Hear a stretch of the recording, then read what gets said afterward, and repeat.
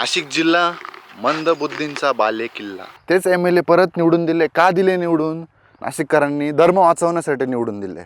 बरोबर की झाडं वाचवण्यासाठी नाही निवडून दिले. तर नाशिकमध्ये मित्रांनो, गांडू, मंदबुद्धी, येडं झवे, किती पण घाण घाण जेवढ्या शिवाय तेवढ्या द्या. नाशिकमधले लोक मंदबुद्धी काय आहे हे तुम्हाला सांगतो. 2019ला इलेक्शन झालं, 2024ला परत इलेक्शन झालं MLA. त्याच्या आधी लोकसभाचं झालं. लोकसभामध्ये कोणाला निवडून दिलं? राजाभाऊ वाजेंना.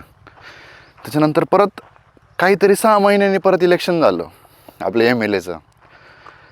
आणि 2019मध्ये जे MLA नाशिक जिल्ह्यात होते तेच MLA परत निवडून दिले. का दिले निवडून?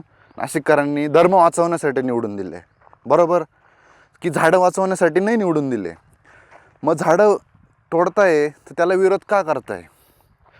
तुम्हीच जे पेरता तेच उगतं आणि वरून तुम्ही म्हणता की नाही नाही असं नाही, हे चुकीचं आहे.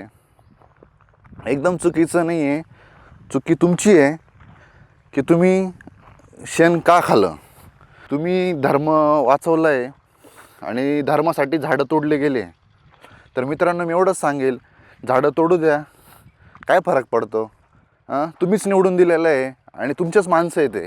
तुमचे माणसं तुमचा शट्टा ऐकती नाही आहे तर मग मी तर म्हणतो तुम्ही आत्महत्या करायला पाहिजे, तुम्ही जीव द्यायला पाहिजे.